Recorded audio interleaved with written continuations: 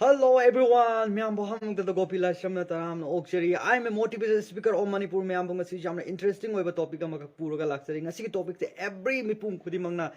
live ता apply तो बता रहा कदी है 100% अदोंगी पुलसी ता confidence हैंगल लगा तो formula अमा खंगनी मसी की formula से अदोंगी live ता apply तो भी बता रहा कदी अदोम असुकी मते 100% अदोंगी life changing ओइगा तो topic अमा खंगनी 3C formula to become confident in life अखोई पुंसी द 3C अहुम से अखोई खंगदब याद्रब एनी स्टूडेंट ओइरबसु एनी कनागम हाउस वाइफ ओइरबसु एवरी अखोई पुंसी द अखोई पुंसी द कॉन्फिडेंस हाबसे यामना हेंगनबगी दमक द अखोई ख्वाइदि मरुइ जे कमाइने हेंगलहनगदगे हाबसे द C अहुम जे अखोई फजन खंगबा म चांगी अदो अखोई ngasi C अहुम जे खंगदब मतुंग द अदोंगी पुंसी द करिगुंबा चेंजेस फंगबा तारगदे लाइक शेयर कमेंट बिबिरम काउबिरंगनु हाबा द competency अहन बसीजे अखोई अखोई पुंसी ख्वाइदी जे एनी फिल्ड अमदा अदोम ख्वाइदी मरु जे कइनो हाबा मत आइडेंटिफाई इसाना आइडेंटिफाई तो थोपियो चेक आउट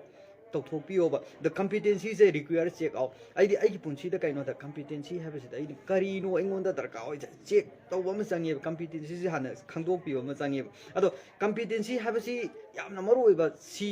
नंबर 1 नि द 1 से ख्वाइदी skill J any sector amanda aina kari noi gi competency je asida skill darka oi je aina thidok pasi ma change ba yam thuna growth oi ba yam thuna any kari guma amada success oi ba ha ba jai gi competency se thidok ta taraga di adong punsi da kaino ha ma da si ji khang da taraga de adong punsi da khwai di maru ji kaino check out to thopi ba ado adong gi skill do मदुदा कइनो develop ओइना बजे अदोम ना कइनो हम तंदा development तौना बजे अदोम होना बिबसी यामना मरु ओइबा मरमदि नन स्टॉप द वीकली अपन आई कॉम्पिटेंसी कइनो करी स्किल नोइन पामी जी कइनो त पामी जी करी स्किल पिसिन दरगदे आई जी एने इंप्रूवमेंट ओइगदगे हाबजे ख्वाइदि मरुबा find out which competency you need को नंबर 1 अदुना अदुगी मथंग द कइनो द get busy developing that competency time and द मनी हाइदी अदोंगी दरकार ऑफ द टाइम ने मनी ने इन एवरीथिंग अदुदा स्पेंड तौबियो नंबर 1 सी जे यामना मरु ओइ पुंसी द कइनो हाद कॉम्पिटेंसी हाबे जे कोइना सी नंबर 1 सिना अदोंगी पुंसी द यामना मरु बे पॉइंट नि मसी खंग द तारगे जे कोइ पुंसी द हेना आइगी कॉन्फिडेंस हेंगत बा हाबे जे आइगी पुंसी द हेंगलन बा हाबे जे सी जी दगी कइनो हामे द यामना ओइ द सेकंड सी इज कंसिस्टेंसी अखोई पुंसी द क्वाइडी मरु जे consistency put learning into action या मरु बे point Second CG yamna maru oi akon second CG akoi na akoi punsi da kaino the more you do it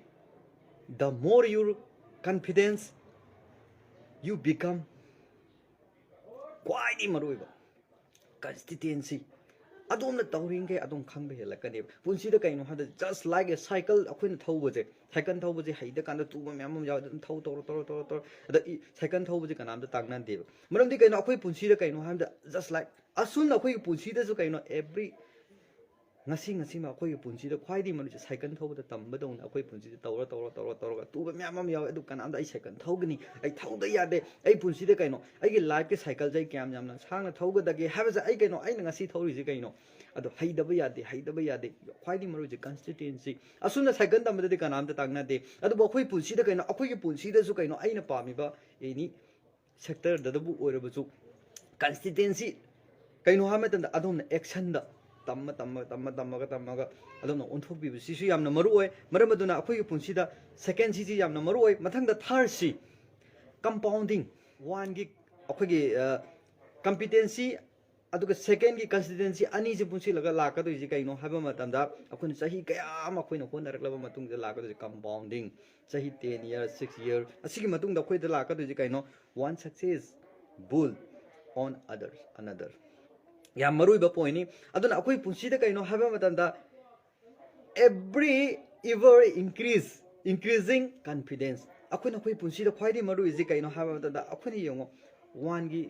one ने टू ने अनि जे कॉम्पिटेंसी एंड कंसिस्टेंसी अनि जे पुंसी ल कइनो कंपाउंडिंग ला का द प्रैक्टिस सी याम मरु ओय द मसिदि कइनो आफ्टर अदोमना अनि जिगी मतंग सिदा फजन खंगलबा मतुंग आफ्टर 6 to अखोई 10 ईयर की मतुंग द अदोम द कइनो हामे द सक्सेस असुकी मति कंपाउंडिंग जादों द लाकनेबा अदो ngasi gi punsi topic sida adong gi punsi de kari gum changes phang batara ga di like share comment pibiram ba kawi ganu adong gi punsi da asुकी मति 3C yam namaru oi 3C khang batara ga adong punsi da success asुकी मति hengena ba ji kawi ganu ꯑꯗꯨꯅ I am A Gopi Laishram motivation speaker of Manipur ꯃꯌꯥꯝꯕꯨ ꯉꯁꯤꯁꯨ ꯅꯟ stopped ꯃꯌꯥꯝꯗ ꯁꯤꯌꯔ ꯇꯧꯖꯔꯤꯕ ꯇꯣꯄꯤꯛꯁꯤꯡꯁꯤꯗꯒꯤ ꯑꯗꯣꯝꯒꯤ ꯄꯨꯟꯁꯤꯗ ꯀꯔꯤꯒꯨꯝꯕ ꯆꯦꯟꯖꯦꯁ ꯐꯪꯕ ꯇꯥꯔꯒꯗꯤ ꯀꯔꯤꯒꯨꯝꯕ ꯂꯥꯏꯛ ꯁꯤꯌꯔ ꯃꯤꯑꯣꯏ ꯊꯥꯎꯖꯟꯁ ꯀꯌꯥ ꯑꯃ ꯑꯗꯣꯝꯒꯤ ꯁꯤꯌꯔ ꯑꯃ ꯂꯥꯏꯛ ꯑꯃꯅ ꯏꯈꯧ ꯉꯥꯡꯂꯒ ꯂꯩ ꯍꯥꯏꯕꯁꯤ ꯀꯥꯎꯕꯤꯒꯅꯨ ꯑꯗꯨꯅ ꯉꯁꯤ ꯑꯗꯣꯝꯅ ꯈꯪꯕꯤꯔꯤꯕ ꯉꯁꯤ ꯑꯩꯉꯣꯟꯗꯒꯤ ꯉꯁꯤꯒꯤ ꯇꯣꯄꯤꯛꯁꯤꯡꯁꯤꯗꯒꯤ ꯀꯥꯟꯅꯕ ꯐꯪꯍꯧꯕꯁꯤꯡꯁꯦ ꯁꯤꯌꯔ ꯇꯧꯕꯤꯔꯝꯕ ꯀꯥꯎꯕꯤꯒꯔꯝꯒꯅꯨ ꯇꯨꯡꯒꯤ ꯐ꯭ꯌꯨꯆꯔꯗ ꯍꯦꯟꯅ ꯁꯛꯁꯦꯁꯐꯨꯜ ꯄꯨꯟꯅ ꯑꯣꯏꯕ ꯍꯥꯏꯕꯁꯤꯗ ꯈ꯭ꯋꯥꯏꯗꯒꯤ ꯑꯩꯈꯣꯏꯅ ꯈꯪꯕꯁꯤ ꯁꯤꯌꯔ ꯇꯧꯕꯁꯤꯁꯨ ꯌꯥꯝꯅ ꯃꯔꯨ ꯑꯣꯏ ꯑꯗꯣ ꯃꯁꯤ ꯍꯥꯏꯖꯔꯒ ꯉꯁꯤꯒꯤꯗ ꯂꯣꯏꯁꯤꯟꯕꯒꯤ ꯃꯇꯝꯗꯨ ꯌꯧꯁꯤꯜꯂꯛꯂꯦ ꯁꯥꯏꯅꯤꯡ ꯑꯣꯐ ꯒꯣꯄꯤ ꯂꯥꯏꯁ꯭ꯔꯝ ꯍꯌꯦꯡꯒꯤ ꯑꯦꯄꯤꯁꯣꯗ ꯑꯃꯨꯛ ꯃꯌꯥꯝ ꯊꯦꯡꯅꯔꯁꯤ